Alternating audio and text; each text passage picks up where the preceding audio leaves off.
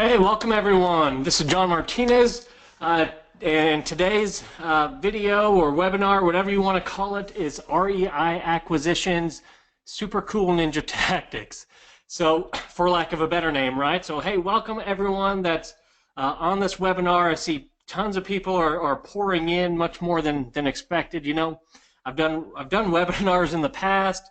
20 people, 30 people, but it looks like we're going to have dang near 500 on this one. So absolutely awesome. More than happy to jump into this all with you. I'm going to go over the 10 or 11 questions that I'm going to go over today. Really, basically, let me tell you what this webinar is going to be all about. I get questions all the time from all kinds of people about sales-related REI stuff, right? Mostly acquiring homes at a discount. So I usually try to answer every question I get. Lately, I've been making videos and answering these questions on a larger scale so more people could really benefit from the answers. And then finally, I thought, you know, I'll just do a webinar, and I'll take the last 10 or so, 10, 11 questions that I got, and I'll just throw it out there for everyone. Because if these are the questions others are bringing me, I'm sure others in real estate have the same questions as well. So, like I said, we've got lots of people pouring in right now. I'll kick this thing off here in about 30, 45 seconds. Let me make sure my audio is working okay. Will you guys let me know? Will you type in the questions box or raise a hand or do something to let me know if my audio is coming through loud and clear?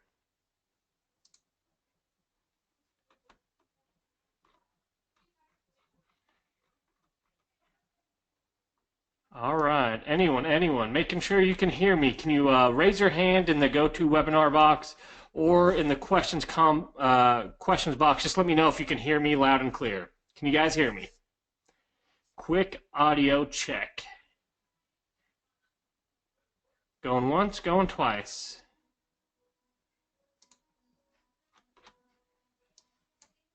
Not a lot of feedback, so I'm hoping you guys are just waking up right now. Well, let's go ahead and get moving.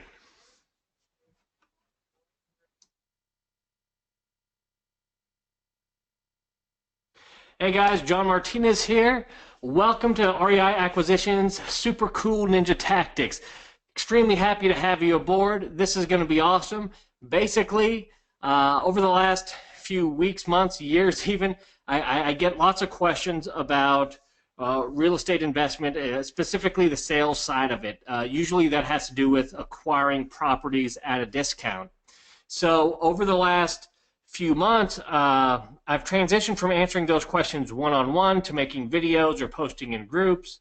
And I just thought, you know, it's time to probably just do a quick webinar, answer the last 10 or 11 questions I got. If I get these questions over and over, most likely a lot more people could benefit from the answers if we just open this thing up. Now, I've done webinars in the past, I mean years ago, and I would just say, hey, doing a quick webinar on whatever, and I'd get 20 or 25 people. Today we're going to have dang near close to 500 people, I think, so this thing's going to be pretty darn awesome. And I just can't wait to get into it with you. So I'm going to go over those 11 or 12 questions. I'll let you know what they are right at the beginning of this thing. So if you already know the answers to those questions, you don't have to waste your time and sit through this. Or you'll know what questions we will be answering, so you'll know to stay tuned. Either way, it's cool. But first I want to make sure my audio is working. So will you guys raise your hands or put something in that questions box if you can hear me. Just want to make sure that the mic's working, everyone can hear me loud and clear. All right, cool. Perfect. Last thing I want to do is speak for 15 minutes before realizing that the microphone's not on right, or I didn't hit start on this thing. So, beautiful. Okay, guys, we're going to get ready to kick this off. We still have some more people coming in, but sometimes you snooze, you lose, right? We're going to kick this thing off. So, let's jump into it. First of all, quick warning from me, no time for fluff or BS today. We set aside 60 minutes. I'm going to try to go as quick as I can. This means we're going to fly through stuff pretty quick. I think we've got 80 slides. So 80 slides in 60 minutes, guys, we're going to be moving fast. Okay, I see your questions box, my questions box lining up. Hey, I just want you to know, as I hit on a topic, if you've got a question about that or something relating to that, type it up in the questions box. I'll try to get to it if it's applicable to all, or even applicable to a few. I'll pause for just a second. I'll answer the question and we'll go on. So if you have a question as we fly through this stuff, type it up, right? This is live for a reason, so we can interact. So if you have a question about anything, because I am going to fly through it so quickly, just let me know, and I'll pause and we'll answer that thing, and then we'll move right on. So no time for fluff or BS today. Let's get going. Pay attention. We're going to be moving quick. So here are the 11 questions I pulled. They're not in any specific order. They're just like 11 out of the last 15 questions that were emailed to me over the last couple of weeks or shot to me over Facebook. So the questions we're going to cover today are: how do I effectively cold call FSBOs, vacant properties, skip trace leads? How can I ask dangerous questions like, hey, how much do you want for your house, or how much do you owe, without derailing that conversation? How do I get an asking price from a seller who just doesn't want to give it? Should I send a blind offer to a non-motivated seller? How do I handle sellers who request that blind offer? How can I make my offer more attractive without changing a thing about it? We're also going to answer, what is the most important secret to buying at a deep discount? If a sales call, and I don't care if it's on-site or over the phone, if a sales call isn't going well, is there a way I can press a reset button and just start the whole thing over? How do I help my prospects disqualify other options like selling retail, renting out their properties, just staying put? How do I make a deeply discounted offer without causing the prospect to get upset or push back in any way? What's the best voicemail to leave when following up or trying to get a hold of sellers for the first time even?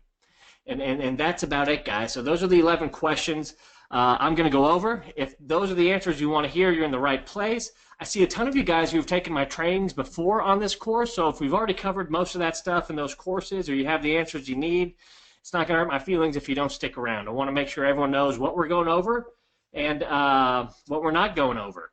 So I told you what you're going to get. Let's talk about real quick what you're not going to get. Guys, I don't have a sales pitch for you. I don't have a product. I don't have a service. I don't have an ask of any kind. I'm not even going to try to like real sneakily and cleverly slip in my web address or company name. None of that stuff, okay? And I'm not going to give you half answers. One of my goals this year is to really provide value, and that's what I'm trying to do here. Provide value. People ask me these questions. I want to answer them. I'm going to answer them to the best of my ability, and that's it. That's all she wrote. So, real quick, a lot of you on this call, probably 400 or so of you on this call, probably don't know who I am. So real quick, why should you listen to me? And here's my answer. I don't know. I don't know if you should listen to me, but I can tell you this. The best of the best listen to me. Companies on this screen are a few of the companies I work with in sales and real estate. These are top-notch companies. But what does that mean? Okay, I work with different real estate companies. What's that mean? Well, it either means this. It either means I know exactly what I'm doing when it comes to real estate acquisitions, or it means maybe I don't know what I'm doing, but I'm just really good at selling my sales training service, right? Well, you know what? Either way, whichever one it is, it means I know how to sell, right? Either I know real estate acquisitions or I know how to sell my service. Bottom line, either way, it means I know exactly what I'm doing when it comes to selling. And that's what we're talking about today, is selling and acquisitions. So, why else? Guys, I close deals every single day. I've got about 4 businesses running. I close deals daily with every one of them. Over the last few years, I've had 2 deals specifically that have brought in $285 million for 2 of my larger clients. Those were sales to Google and O'Reilly's Automotive. Guys, I sell every day. This is my life. I train salespeople in 50 industries. I also invest. Hey, quick disclosure, I'm new to real estate investing. We're doing well, but I'm new to it. And I've dedicated my life to learning about humans make decisions and how we can influence that decision process. So if those are good enough reasons for you, guys, hold on. We're kicking off right now, okay? So as the slide says, let's go to work. First question is this. How do I effectively cold call FSBOs, vacant properties, and skip trace leads? Easy. First thing you want to do when you make these calls, or your VAs make these calls, or whatever it is, make sure right off the bat you identify yourself. I've listened to probably 300 to 400 of these calls this year. And the biggest hangups we get every single time when we get pushback from prospects, it's when we fail to identify ourselves right off the bat. Hey, this is John. I'm with We Buy Houses Company. I'm calling you for this reason. That's it. Number one, biggest way to improve those calls is before you ask for a person, before you ask for a name, before you ask for anything, let them know who you are and why you're calling, or else the first questions you're going to hear are, who are you? Why are you calling me? Why do you think I have a house for sale? Why do you think I know Sue Smith? Whatever it is, okay? Most important, identify yourself. Next, what do? Get a little confused. I'll explain this, okay? So if you're cold calling, you're calling for sale by owners, you're calling vacant or skip trace leads, here's what's going to happen. You're going to catch these people off guard. Sometimes these people aren't in the best situations either, so they're a little more on guard than they usually would be, right? Might be financial trouble, might be something like that.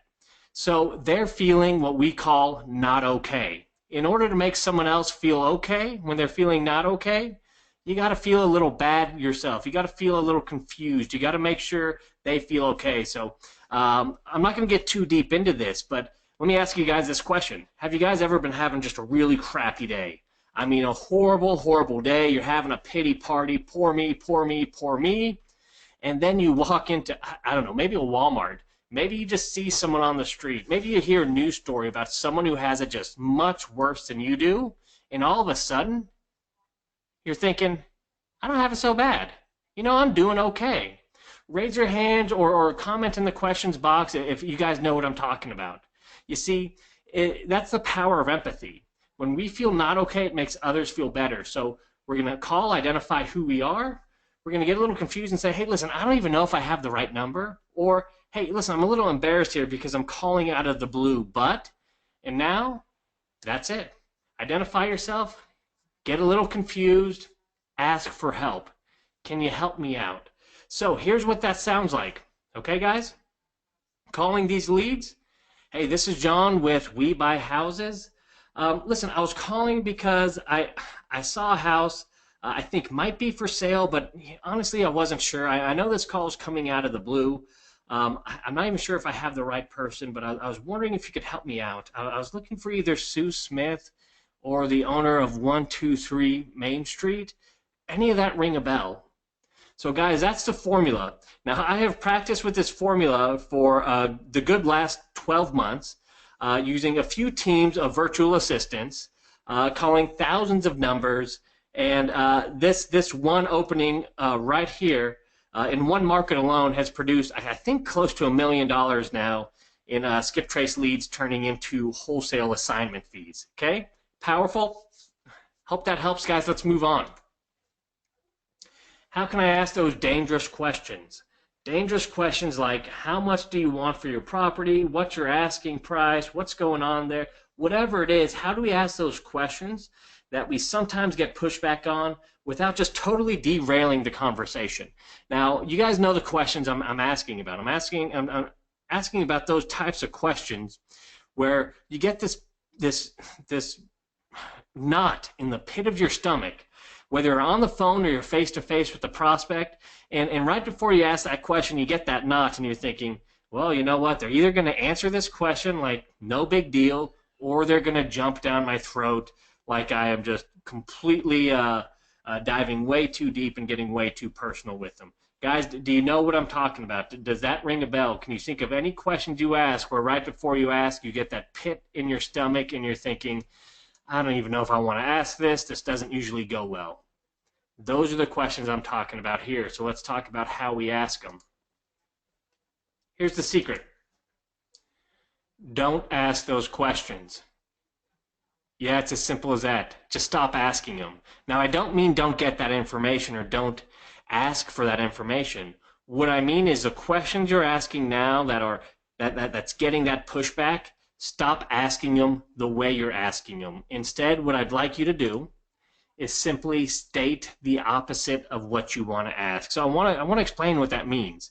So in that questions box, guys, give me some questions you get all the time that are these dangerous questions that you don't like to ask.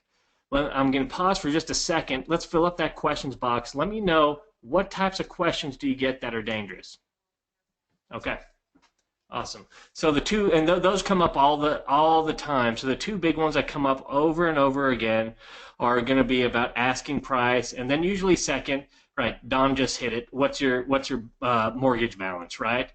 Dee Dee said that too. What do you owe on the mortgage? JC, what do you owe? What do you owe? John Sellers, what do you owe? So yeah, bottom dollar. So those are the types of questions that come up all the time. Usually they do revolve around money. So here's what I want you to do. Instead of asking those questions, stop it and start stating the opposite. Here's how we ask dangerous questions without ever getting any pushback or upsetting anyone. So if you want to know what's your mortgage balance, guys, this is simple, but hold on, it's effective. State the opposite. Instead of saying, how much do you owe? Tell your prospect, you probably have no idea what you owe on this thing. Or instead of, what's your asking price? What's your bottom dollar? You know, I'm guessing you haven't put much thought into, you know, what you even want for this place or what you'd want to walk away with if you did sell it. State the opposite. It's extremely powerful. Let me tell you what happens. One of two things will always happen. Your prospect, once they hit this fork in the road, they're either going to confirm your information or correct it. And you didn't even ask a question. Hey, I'm guessing you haven't even thought about how much you want for this place. Hey, you know what? I'm guessing you've got no idea what you even still owe on this place, do you? They're going to confirm or correct. They'll either say, yeah, I know exactly what I owe. It's 230 grand. Or they're going to correct you, they'll correct you by saying, yeah, I know exactly what I owe. Or they're going to confirm it and say, you know what, I haven't had time to look into it. I'm not exactly sure, right? So either way, you're going to win. Now, if they confirm what you've said, hey, you probably haven't even thought about what you want out of this place, and they confirm it, what did you just do? You just built rapport, okay? You just built rapport. You're on the same page as your prospect. Congratulations. Doesn't stop you from moving forward with the conversation. You didn't create that really awkward moment we sometimes create in sales calls, or they correct you. Hey, no. I looked at it this morning. I heard a call this morning, actually, guys, and they said to the penny, $237,000, $458 and 37 cents or whatever it was. Either way, people are going to confirm or correct. You can even double up on this. Let me tell you how to do that. So you probably have no idea what you owe on this place, do you? Yeah, actually, I know exactly what you owe on it. Let's double up on asking a question this way. But I'm guessing you wouldn't be willing to share that with me. We doubled up on them. Either way, you can't lose. Every time you use this, it's what we call a takeaway, and what I do, they confirm or correct. You're building rapport or you're getting your answer. Now you have a way that any of those dangerous questions you can ask without ever getting pushback and without ever creating an awkward situation. Okay? Beautiful. So if you have other, Darren, you said those don't come back as offensive to some. No, let me tell you this too. I'm running through a training right here with you guys. Nurture, nurture, nurture. So whenever delivering any of these things, we need to nurture always. So when we say stuff like that, you're not going to say it like I just did. You always need a nurturing tone, like, hey, Bob, let me ask you a question. I know you're just jumping into this, so I'm guessing you probably haven't thought much about what you even want out of your place, or any idea what the houses around here are going for. Oh, you have? Well, what kind of stuff do you come up with? Okay, so let's keep pushing through. How do I get an asking price from a seller who doesn't want to give it? So let's push a little further, right? Hey, and thanks for the feedback, Darren. Yeah, nurture, nurture, nurture on everything you do. So in order to sell effectively, you guys are going to have to put on your acting hat sometimes and play the part. So how do I get an asking price from a seller who doesn't want to give it? Well, here's the deal, guys. Prospects are sometimes reluctant to share. Just like my 2- and 3-year-old boys, who won't share a thing. Sometimes your prospects, they're not going to want to share a lot of stuff with you. And that's okay. We understand why that is. They're afraid that if they do, they might not get the best deal. You might take advantage of them. There might just be some mistrust. There's lots of reasons. We have to understand that as salespeople. But prospects are going to sometimes be reluctant to share. But you know what they like to share?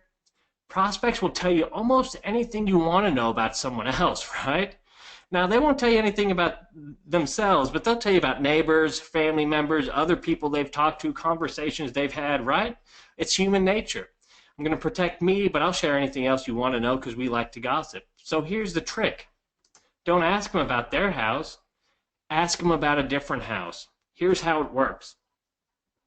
When we're calling on the phone initially, we like to not ask how much your house is worth.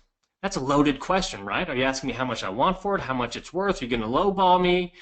Should I inflate the number? Here's the way you ask it.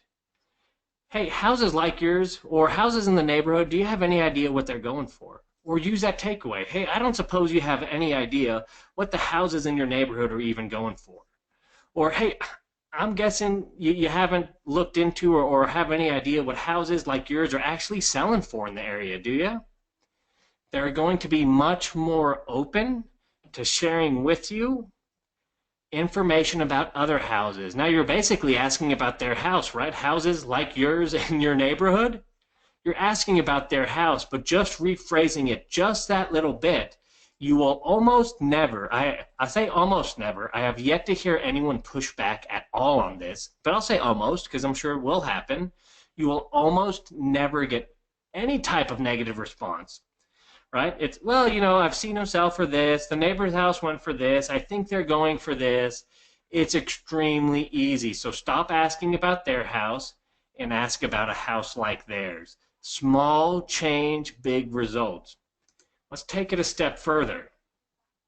Would you expect more or less for yours? Here's where we start dialing it in. Hey, do you have any idea what houses around here are even going for? Yeah, you know, I've seen them go between 150,000 to 200,000 or so. Oh, cool, cool. Well, you know what? Would you expect more or less for yours? They're either going to say more or less, and then we simply follow up that with why.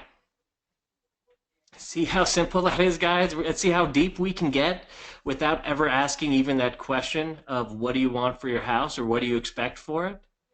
So, Bob, what are houses in, you know, I haven't had time to do a whole lot of research yet, but tell me this, what are houses, or do you even have any idea what houses around here even go for? 200 to 300? Really? Wow. Well, would you expect more or less for yours? Or closer to the top of that range or bottom of the range for yours? I suppose the top of that range. Well, could you share with me why? Well, it's that biggest house on the corner lot with the nice yard and it's the most well maintained, and we just rehabbed this and that, and there you go. Now you have your asking price. Now you have at least what they feel the house is valued at. You know where you're starting from. And once you get them here, if they start telling you lots of great things about the house, and here's a little bonus tip. I wasn't planning on covering this, but let me ask you guys this first before I spend even a second covering it. How many of you guys have sellers who are selling you on the house, telling you all the fantastic reasons why you need to pay top dollar for their house? It's on a cul-de-sac. It's across the street from the school. It's the neighborhood in the city. Okay, a little overwhelming. So yeah. So we're getting a whole lot of that. So that's beautiful. Whenever your prospects start going on and on and on about how awesome their house is, this is beautiful. This is going to lead you right into the piece that's going to allow you to sell to them. Hey, the house is great. Obviously, nice freaking property. I got to ask you this. Why in the world are you looking to sell that place? And whatever they say next is their pain, their reason. That's going to be the cornerstone you place your whole sales process on. That's going to be the problem or the opportunity that you need to solve or get them closer to for you to have a deal. So whenever your prospects start telling you all the awesome stuff and pumping up the value of their house so you pay top dollar, don't be afraid of that. That's awesome. Turn it right around and say, that sounds like an amazing freaking house. Why in the world are you even considering selling it? And then just let it flow. Well, here's the deal. This is happening. I got to deal with this. I don't have the money. She lost her job. I got to move to Carolina. It all starts coming out, and we start to uncover the real problem we are now there to solve. And that makes sales easy. We'll get a little bit more into that in just a second. Okay? So don't be afraid of that. Guys, we're blowing through it. We're blowing through it fast. I'm very happy about that. If I can shave some time off this hour webinar, I will shave some time off for you. Make this just as quick as possible. So next question is this. Should I send a blind offer to a non-motivated seller? What do you guys think? Should I send a blind offer to a non-motivated seller? I read a lot, and there's a whole lot of questions about this. Real quick, Dee Dee just asked, how do you ask someone for their email address? Dee Dee, we get email addresses on almost every call we have. I also run a call center in the Manila, Philippines, and all they do is take calls from motivated sellers, and they get email addresses from almost everyone that calls in, and they simply use a tactic we just covered called the takeaway, where we say you don't have an email you'd like to share. We phrase it this way, though. We say, hey, sometimes we like to send information or offers through email, but I'm guessing you don't have an email address available. And then we shut up after telling them they don't have an email address available, and they shoot it our way. So guys, if the question doesn't apply to the slide we're on, save them for the end, because I got a feeling we'll have some extra time. And if we do, guys, I'll just answer all the questions as you shoot them at me. So a blind offer. Todd, my definition of a blind offer is this. You haven't seen the property. You have no idea what you're walking into. Basically, they want you to just mail them, email, or verbally give them an offer over the phone. They call in, hey, you sent me a postcard. Here's my house at 123 Smith Street. What will you give me? Well, we need to do this and that. They won't take it. Just give me your offer, and based on that, I'll tell you whether or not I'm interested. So that's our definition of a blind offer. So, question to you all. Should I send a blind offer to non-motivated sellers? Here's my answer to that. Never. Not if you want to make the most out of your leads. And I'll explain why. Here's how it works. Your leverage is your offer. I want you guys to think about it this way, okay? Your leverage is your offer. When someone calls your business, when someone interacts with you, when someone connects with you and they want to know if you can help them with their problem, right? Which the tool you use to help people with their problems is real estate and buying homes, right? But when that dialogue starts, you can ask some questions, and you got a pretty good back and forth. And the reason you got a back and forth, the reason they'll even entertain your questions is because they want something from you. What do they want from you? They want to know how much you offer. The second you give up that offer, they have no need to ever interact with you again. So if you want to lose all your leverage, give your offer. If you want continued contact to nurture this lead and turn it into a next step, hold your offer back. And we'll talk about how to do that in a second. But that's it. And you guys know this already. How many times have you had just a great freaking conversation going with someone? Everything looks good. Everything sounds good. You know, it's almost like you're high-fiving over the phone or on the appointment. But every time you call or text, they answer. But you give them that offer, and now it's like they fell off the face of the earth. Who's that happened to? Who has that happened to? Is it only me?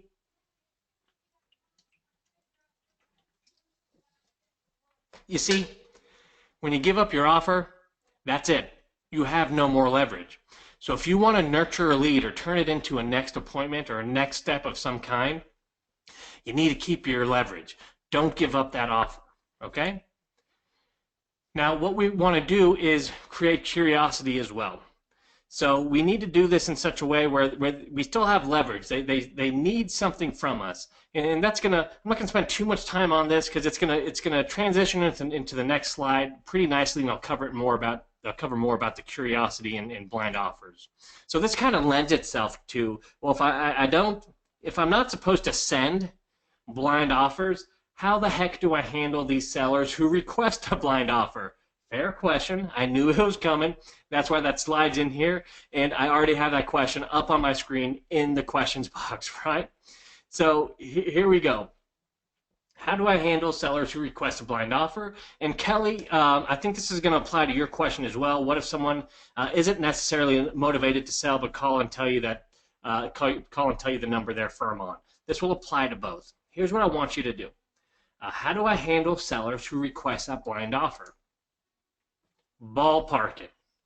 We want to give them an answer of some kind. We want to create some more curiosity, but at the same time, we can't lose our leverage. So here's what we do. Hey, you know what, Kelly? I've bought houses. We've bought houses. I've known other investors who bought houses. I've seen houses that sold for, however you want to phrase it. You know, I bought in that neighborhood or close to it, or I bought houses like yours in the past. Shoot, from as low as 30 grand to as high as 97 grand. So that's where we'd be, but you know, in order for me to dial that in, I'm going to have to take a next step and either ask more questions about the house or come out and see it or whatever your next step is. So answer their question, but do it through a ballpark. Create curiosity. And if you're giving your high number and your low number, and they disqualify themselves here, what did you just do? Very early on in the process, it means you've just identified a non-seller. Don't waste too much time with them. Put them in your nurturing program. Wait till they're motivated and move on. This is how you can quickly identify a real lead from a fake lead. And if you've got a lot of leads coming in, then you know what I'm talking about. This is important because you can get wrapped up wasting a lot of time with a lot of prospects who aren't prospects at all. They're just suspects. So ballpark it. Hey, I'm happy to give you my numbers, you know, based on what I see. And I don't know much about it. But I can just tell you, based on what I've bought before in that area, I could be as low as 30 grand. I could be as high as 150,000. I know that's a huge range, but that's what I know. That's my high. That's my low. I'd be more than I can give you an offer down to the penny, but that requires a next step. And it sounds to me like you're just not ready to take a next step of any kind, and that's okay. It sounds like you're just not ready to sell the place. Okay, ballpark it. Don't give them a blind offer. And this relates to lots of other pieces of your sales process or acquisitions too. If you need your prospect to take a next step, keep your leverage. Don't ever give your final price until you have a commitment to make a decision. And I don't care if that decision is yes, I want to sell, or no, I don't want to sell, but until your prospect says, I can give you a decision yes or no, based on your offer, based on everything we've talked about, based on all my questions, based on whatever, I have enough information to either give you a clear yes or a clear no. That's the only time it's okay to give up your leverage. So there's another little nugget I wasn't planning to cover, but it just fit here, right? I'm telling you, don't give up your price. So when do I give up my price, John? You give up your price when you get a firm commitment that the prospect will make a decision, yes or no, within a predetermined time frame. And then you also, to make that nice and soft and nurture it, it's okay if it's a no. I don't buy every house I look at, but do you think after I give you the offer, you'll have enough information to decide either, yeah, this is going to work, or no, it's not going to work. And by the way, if it's not going to work, perfectly okay, not going to hurt my feelings. I want to talk about that for just a minute more because, guys, this is super important. What happens if they say, no, I don't have enough information, or no, I can't give you a yes or a no, and you give them the offer? We already know what's going to happen. They're going to go dark. There's hidden objections. There's hidden concerns that you haven't covered. There's things they're not comfortable with, or a decision maker you haven't uncovered. And if you give them your offer at that point, well, you're shooting yourself in the foot. They just told you, I don't have enough information to give you a yes or no, no matter what your offer is. Don't give up your leverage until you find out what they need to know to be able to make a decision or who needs to be involved. Hey guys, is this stuff helpful? Are you getting something out of this? We're blowing through it quickly, super quickly. We're over halfway done. Let's keep pushing through. How can I make my offers more attractive to sellers without changing a thing about it? How about that? How can I make my offer more attractive to sellers without changing a thing about it? Well, let me ask you a few questions first, and I think this will shed some light on exactly how to do that, okay? First thing first, here's my question for you guys. Look at this ship. Is this a big ship? I mean, when you look at boats or ships, is this a big ship? Yeah, that's a big freaking ship. So that's, yeah, and beautiful too, right? Big ship, right? Do we all agree this is a big ship? I know it's a simple question, guys, but bear with me. It's not a trick question. Yeah, freaking awesome, right? It's a big ship. So let me ask you this. Is this a big ship? Yeah? Yeah? Very, very big ship too. Okay, well, let me ask you another question. For all your Star Wars fans out there, the Death Star. Is this a big ship? Freaking huge, right? Well, hold on, one more question. What about the Death Star there compared to Spaceship Earth? Now, is the Death Star a big ship? Now, let me go back here. Hey, guys, is this a big ship? What just happened there? What just happened? First slide, this was a big ship. Now, what do you guys think? Not so freaking much. You see, here's the point. Your offer is neither good or bad by itself. That ship was neither big or small by itself. The value of something, or how we judge it, depends only on what we compare it to. I want to repeat that because this is important. The value of something depends only on what you compare it to. So we're going to get into the secret sales of the one piece, the one biggest secret in just a second. That's going to play into this, but real quick, as far as your offer goes, use a price anchor. So as you walk into any situation, if you go through and you find out that your prospect's value of their house is $100,000, if you come in anywhere below that, they're going to compare your offer, the size of your ship, compared to what they think it should be. So if it's any lower, it's going to seem a lot lower than it really is.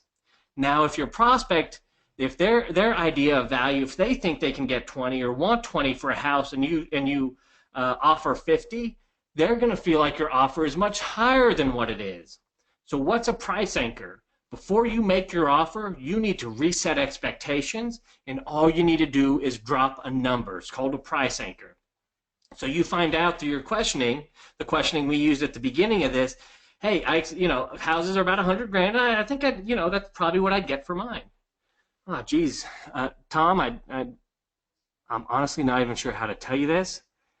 I've bought houses, and I have other friends who buy houses in this area, and they've bought as low as $20,000 in this neighborhood before. Now they've bought some higher than that, but houses in this neighborhood have been purchased before. I think yours is worth more, but as low as 20. You just reset the size of their ship. You just reset their price anchor. So now when you come in with your 50K or your 45K offer, they're comparing it to that anchor. You re-anchored their perspective.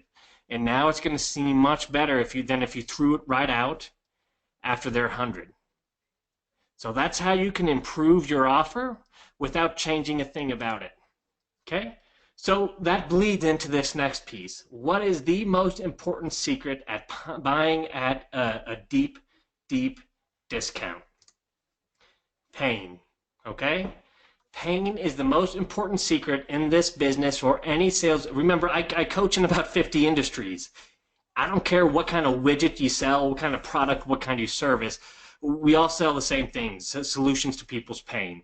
Now, pain, when I say pain can be good or bad, right? So if you're driving around in this fine vehicle right here, and it breaks down on you all the time, and you don't like, your wife's embarrassed to get inside of it, or you can't get a date because of it, or anything like that, that's pain, right? That's motivation to make a change in what you do or how you're going after things in life, right? So that's a bad pain. That's a negative pain. Most of our decisions come down to moving away from something negative, right? But there's also good things, right? Pain can be good.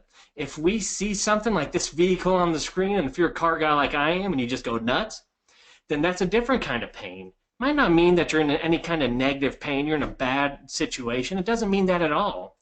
But it means because you want something so bad, you want to take advantage of an opportunity, you want to experience something else, you know there's something better. That's what we call the opportunity side of pain. And that equally motivates. And really what we're looking for is motivation. And what motivates? Pain. Emotion specifically, and the most motivating pain, 2 to 3 times stronger than anything positive, is a negative pain. So pain can be good or bad. Now I want to demonstrate this through a story. Now if you've been through my training, there's probably 50 or 100 of you on this call who've been through my training.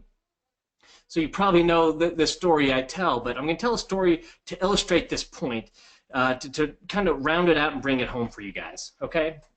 Now, I've got kids, and one of them is always sick, right? I've got 4 of them, so one of those kids is always freaking sick, okay? And when they're sick, here's what happens. I hop in the car, I drive about 2 miles down the road to the Walgreens that sits on the corner. I check out the red box just because I'm there, right? But I go inside and I go to the medicine aisle, right? We all know this aisle. If you've got kids, you've been there, you know what I'm talking about. And there's a special section just for kids medicine, right? And you might be looking at some cough syrup, and they've got the name brands, and they've kind of got the, if you like this name brand, you'll love this cough syrup because it's the same freaking thing. And the name brands are $8 to $10, and the cheap stuff's like $2 to $3. I'm guessing you all know what I mean, right? So here's the deal. When I'm in that aisle and I'm trying to decide what medicine to get for my little boy or my little girl, I'm in a very low state of pain myself. The kid's got the sniffles. The kid's going to be okay. I read an article yesterday that cough medicine doesn't even work. I don't know if it's true or not, but I got a feeling it might be a little bit true. So I know I'm not in a high state of pain. I'm not too emotionally involved. I'm going to pick up the medicine, and that's going to make my wife feel better that we're doing something, and it's going to make the kid feel better. And all right, but when I make my decision, I'm not buying the $12 bottle of cough syrup. I'm buying the $2 bottle or the $4 bottle. I'm not buying the $8, I'm buying the $6 bottle. You know what? $1 or $2 can make the difference. Low state of pain, I'm making my decision on a buck or two. A buck or two. Now this is my child's health, but I'm in a low state of pain. Now imagine this. I get home. The kid's in bad shape. Rush, we'll say him to the emergency room. Doctor's wheeling him in. Throw him on a gurney. Stops real quick. Grabs me by the arm. Pulls me aside and says, John, listen. I don't know what we're going to uncover here. I don't know what we're going to find out. Things don't look good. But not knowing what we're getting into, this might be 10 grand, 100 grand. I don't know if whatever we have to do will cost $1 million. What do you want me to do? Guys, what do you think I'm going to tell that doctor after I slap him across the face? Right? I don't care what it costs. Take care of my freaking kid. Right? Do anything and everything you can, whatever it takes. Those are the comments coming in. Guys, whether I was in the cough syrup aisle or in the emergency room, it was a healthcare question about the health of my child. But when I was in a high state of pain, money lost all value. This is the secret to sales. Okay? Money loses all value the bigger a problem is, and the more emotionally invested you get your prospect in it. So there's actually some very simple ways you can ask questions of your prospect to get them really emotional, really quick, and actually see for the first time what their problem is actually costing them, what it's making them feel, the toll it's taking on them, their loved ones, their family members, their time, how they spend their time, the things they do, the things they think about. And that's when it gets real and money starts to lose its value. The secret to sales is pain. Not creating pain that wasn't there, but just connecting your prospect to the pain or the opportunity and what that would feel like that their home is keeping them away from experiencing. And once you get real there, the money starts to melt away. Every one of my sales calls ends with my prospect literally saying, let's do this, this will solve my problem. Never, that's the amount I was looking to get for my property. That's the secret to sales. Guys, let's move on. If a sales call isn't going that well, how do I hit the reset button? Okay, we've all been there, and no matter what we do, sometimes we realize we're in a sales call and things are going down quickly. The ship's going down, right? We're going down in flames. Whatever you want to say, it's not looking good. Someone's getting upset. Someone's pushing back. Holy cow, this is not going well. Is there a reset button? You bet there's a reset button. And here's how you do it. Simply end that call.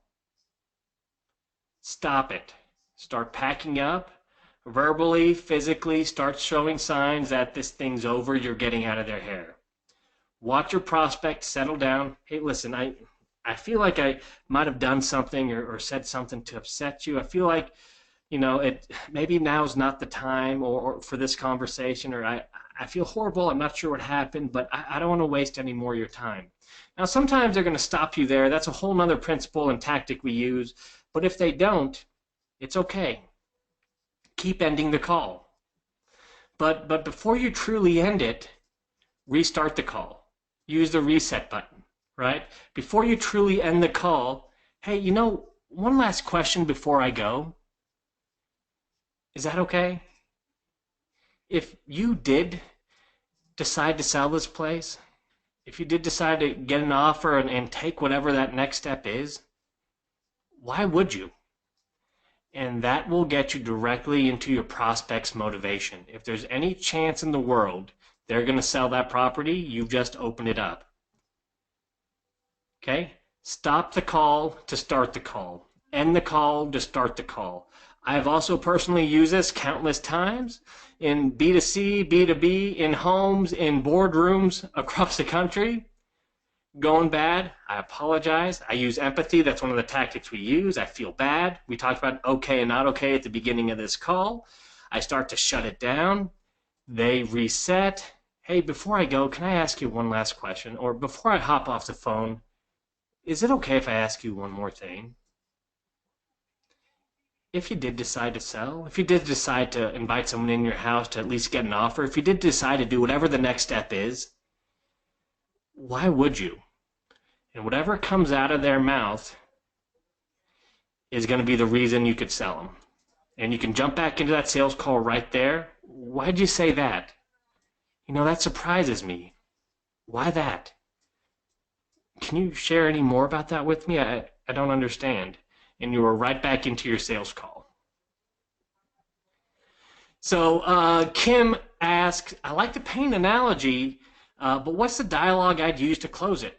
Well, actually, you want to dig into that pain all through. Here, let me give you the basic bones of a good sales call. You get into the pain, you get into the why. Why would they change anything they're doing? Why would they sell to you? Why would they buy from you? Sales is just asking someone to do something different than what they're doing, to buy from someone else, sell from someone else, sell something, but whatever. So find out their why. Connect them emotionally to it by asking a few more questions and digging deeper. Then on a good sales call, you're going to uncover all the reasons they wouldn't do it. And every time you come up with a reason that's going to stand in the way, you compare it to that pain and say, you told me about this pain. Is it worth letting this get in the way?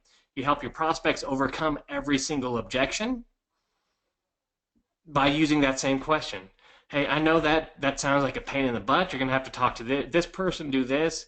You told me pain, pain, pain, pain, pain. Is it worth going through all that trouble? Help your prospects overcome all their own objections. My close, the only close I've used in 1 or 2 decades is when you get through that process, and I'll tie it all together for you. Once I get through there, remember what I told you to ask them? Ask them, hey, yes or no is fine, but do you have everything you need after I give you this offer here in a few moments? I'm still calculating it. To give me a yes or no answer. And by the way, if it's no, it's okay. I don't buy every house I walk into. It's not going to hurt my feelings, but I just want to make sure you have everything you need. Am I missing anything? No, you got it. I can give you a clear yes or a clear no. Okay. Then I'll give them my offer and I'll explain how the way I do business is going to solve their pain. You mentioned the bills. Here's how we help with that. You mentioned you were scared because you don't have a place to go. Here's how we give you an advance to solve that pain. I solve all their pains, and then I sit back and ask, What would you like to do?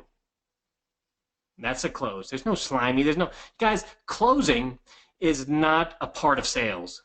I know there's 1,000 books out there that say 1,000 ways to close, 100 ways to close. You can buy DVDs and videos, and here's how you close. Closing is not something you do. Closing has nothing to do with sales. Closing is the byproduct of a good sales process. I want to put it to you this way. So this is another tangent I didn't mean to get on, but hey, we're there, so let's just frickin' do it. Think of an assembly line that builds cars, okay? Now, it produces cars, right? So there's all kinds of things and pieces put together along that assembly line, and at the end of the assembly line, a car is spit out. Now, what happens if that car has a defect? What happens if those cars that are coming off the assembly line, what if those cars are jacked up? That's the finished product. What happens if the finished product is messed up? Do you just repair every car coming off the assembly line, or do you go back into the assembly line to see where something's going wrong and you fix that piece of it, right? You fix the process. If you want a car, think of the car as a close. If you want your prospects to close, if you want the sale to get done, if you want a perfectly built car to come off the assembly line, if you want a certain finished product, you don't mess with the finished product. You mess with the process, the assembly line that built that whole product. So closing is just the product. It's the end product of a good sales process. It's not something you do. If it was, we could simply walk up to our prospects, put a gun against their head and say, you're signing this contract. Guys, that's not selling. That's bullying. We don't wrestle our prospects to the ground and force them to do anything. In fact, the more we try to force our prospects, the harder they're going to fight back. In a study by Huthwaite, a few years back, a study of 35,000 sales calls over the course of 12 years, one of the biggest findings in that study was the more times a salesperson tried to close a prospect, the less likely they were to close. So I went off on a tangent, I know. But closing is the product. The sales process is where you build the machine. And when you do it right, what comes out the other side of that assembly line is a sale, is the close. You have to do almost nothing to get it at that point. The close is the easiest part of any sale. So way off topic, and I apologize. So we'll keep going. End the call to start the call. That's your reset button. Okay? Let's push into our next one. We're almost done here. We're coming close. How do I help my prospects disqualify other options? Retail sales, rentals, staying put. This is simple too. You push them towards those other options. I want you guys to think about this. What happens when we're pushed? Physically even. What happens when someone pushes us? We push back.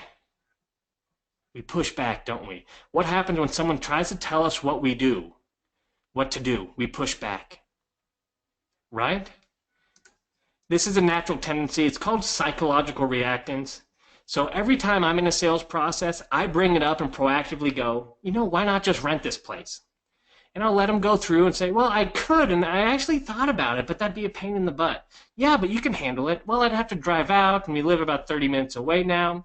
Yeah, but that 30-minute drive, that's not so bad. I keep pushing them towards that option until they tell me that is absolutely not going to happen.